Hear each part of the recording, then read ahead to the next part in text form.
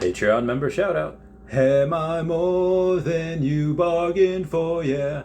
Oh, been dying to tell you anything you wanna hear, 'cause that's just who I am this week. Lie in the grass next to the mausoleum.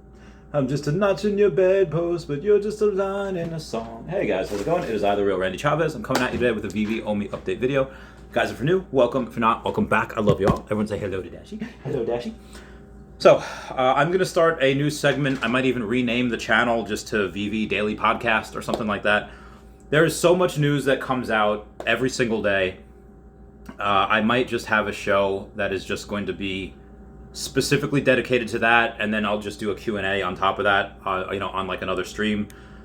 But here's the news. This might be a long video. Apologize for that. Let's see. One of them is JP Morgan is the first bank into the metaverse, and it looks at business opportunities.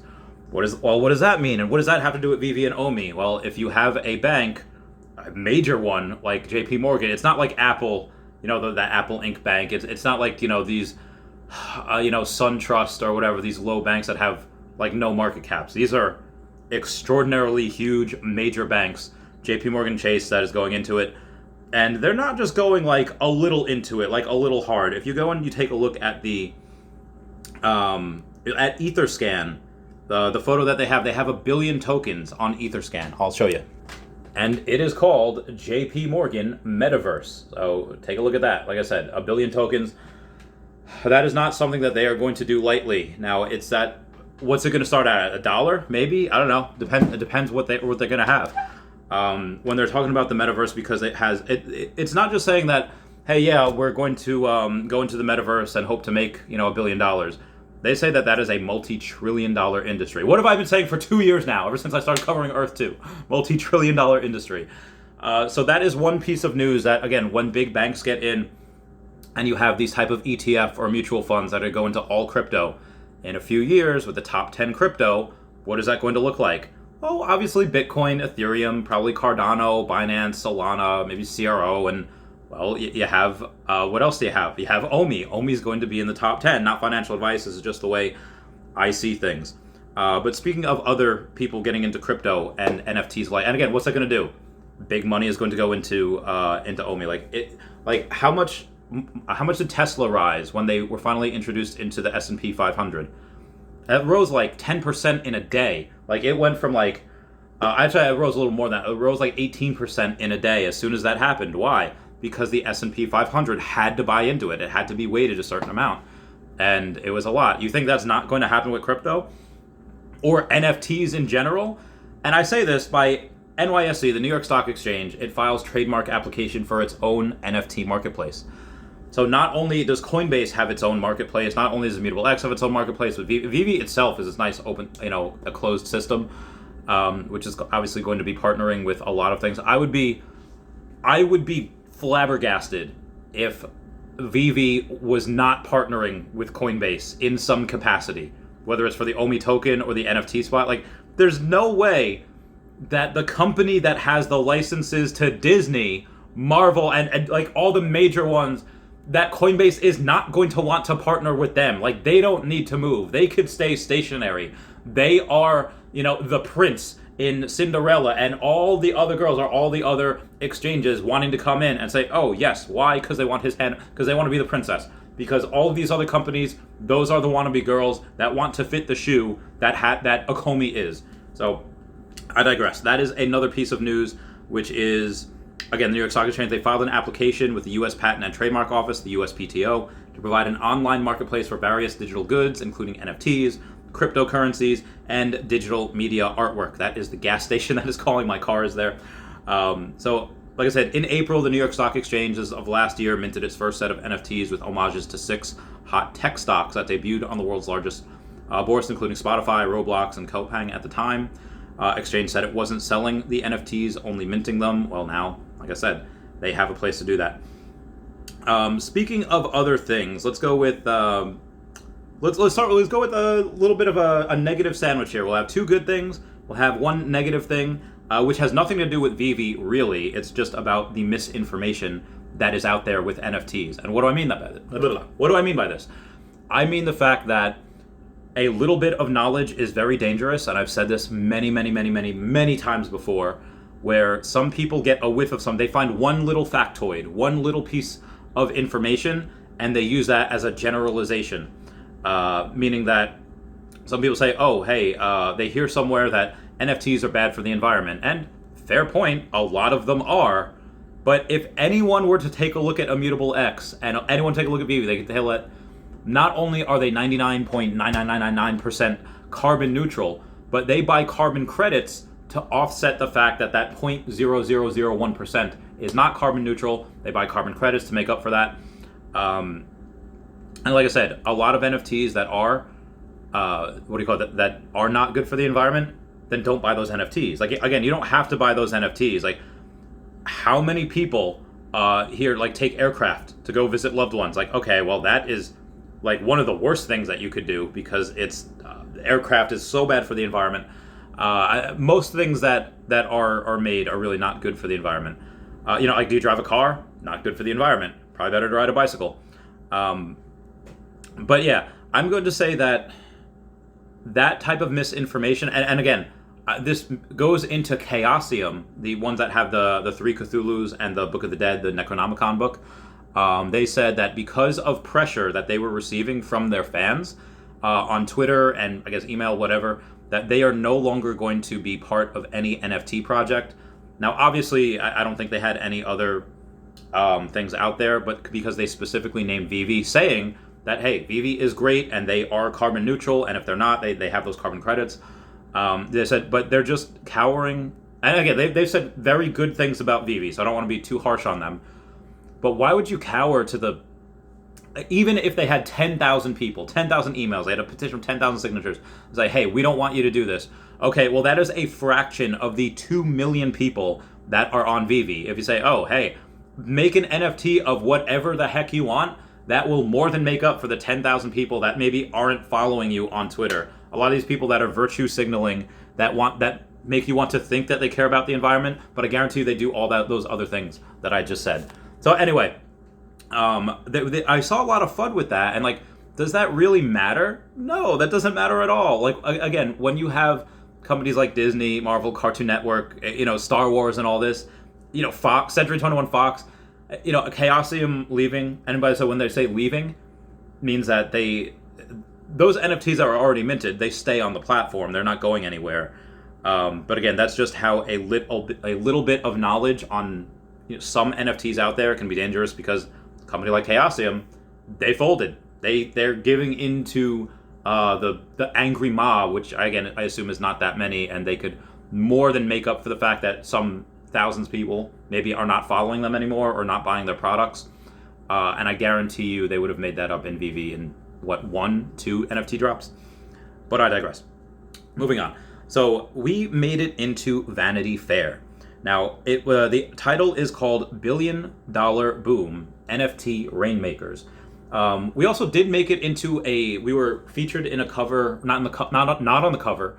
We were featured in an article Wendy Stibalis shared. It was on Rolling Stone, and they happened to mention Terra Virtua and Vivi, which is absolutely fantastic. So again, we weren't on the cover of Rolling Stone at all, but we were just mentioned in an article, which is really cool. Again, Wendy Stibalis went and shared that article. But this next one is about Art Patron on Instagram, and he was talking about David Yu, and he was talking about Vivi. And hang on a sec. Art Patron is the name on Facebook. His name is Amar Singh, and Forever a Go-Getter, Singh's $100 million deal with multi-billion-dollar NFT app Vivi came about when he DM'd founder David Yu on Instagram, and he says, quote, "I'll go door to door if I have to. I'm trying to change the world over here," end quote, says Singh. Now, Vivi and Amar have a multi-year collaboration to promote and release works from minority, diversity, and women in art, says David Yu. Says, quote, "I believe art is one of the best vehicles to connect artists and collectors emotionally. Art connects culture and removes any barriers in between. So during the month of March, Vivi will be releasing our second collaboration to celebrate Women's Month with multiple releases in the Vivi app," end quote. And there's a picture of our boy, Amar Singh. And then I assume that is a model in the background because that person looks just fantastic. That just fantastic skin. Anywho, now Vivi had sprung from New Zealand. They go on to say, it has been both an honor and pleasure to work with this team of talents. You adds, it says, quote, collectively, these franchises have hundreds of years of creative content. Now we found a new channel and audience, and certainly this has been a pinnacle point in my 25 years in the games and collectibles world, end quote. So like I said, they go on to talk about a whole myriad of things. I'm not going to read the whole article. We'll be here for 6 years. But it's just really exciting to see that other companies or other articles are referencing that Veve is a multi-billion-dollar company just because of the licenses and everything that they have. So yeah. Moving on to, again, that's Veve. Let's move on to crypto at large, which again is very, very good for OMI. Now, in the crypto world, Colorado Governor Jared Polis plans to add crypto to tax payments. That was made public yesterday, where, yeah, people in Colorado can now pay their tax bills with crypto. You don't have enough money? Guess what? You can pay it in crypto. This falls on the day after, or I'm sorry, the day before that Philadelphia just came out and saying, like, yeah, they're looking for their treasury to take their treasury and buy some crypto with it. Obviously not the whole one, it'll be a small percent. So as I was saying, the dominoes are falling. It was like maybe a month ago, not even, that one of the governors of, I think it was Rio de Janeiro, somewhere in Brazil, that was saying, hey, guess what? We're going to take some of our treasury and we're going to buy Bitcoin with it. And now Colorado's doing it, and Philadelphia, they're not doing it yet, but they are in internal discussions about donation and generating cryptocurrencies that other cities are adopting to boost revenues. So this is something that matters, because once these states, and again, it could happen in Brazil and people are like, oh, Brazil just got lucky. No, once it happens in these states and we go and we say, hey, you know what? We're going to take some Bitcoin that is people are using to pay their taxes with, and we're going to hold it. And if they hodl it and they make a lot of money with it, like, oh, hey, we're making money. Let's actually take some of our revenue that we get from taxes each year, and we go and we take 1% of that and we buy Bitcoin with it. That will make these cities so much money.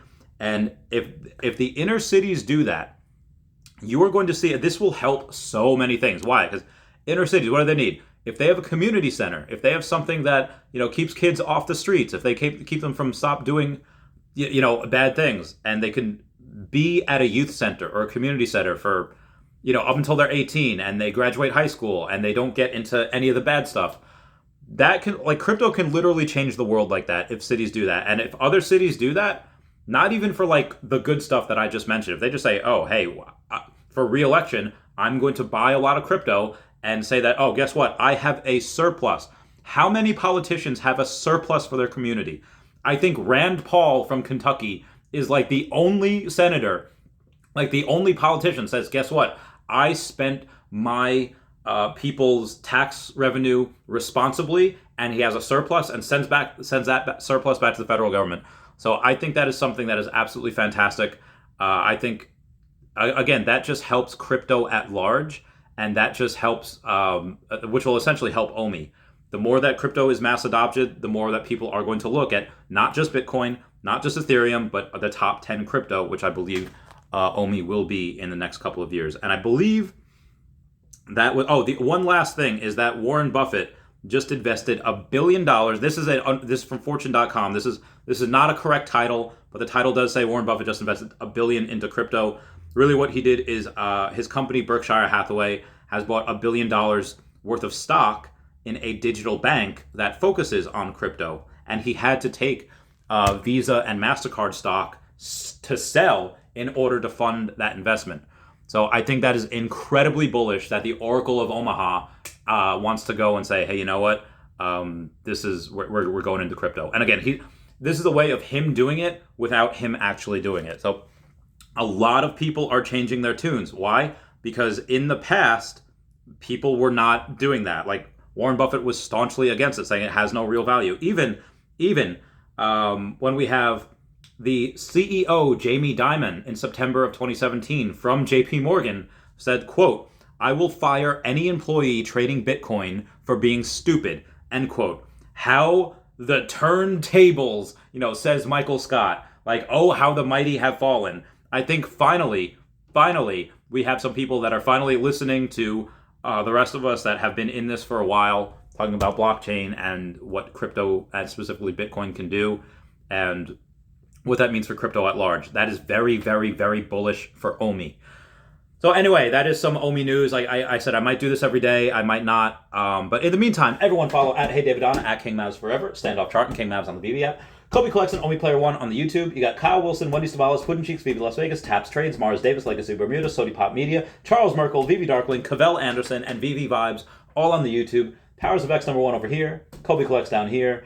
At Wet Wizard VV, Gary O at 1234CA3 on the Twitter. And you got DerekBrad.com/pages/VV-photography and WoundedWarriorProject.org. Everyone say bye-bye to Dashy. Bye-bye, Dashy. I love you guys. And comment down below. Let me know what you think. All right, goodbye. Meow, meow, meow, meow, meow.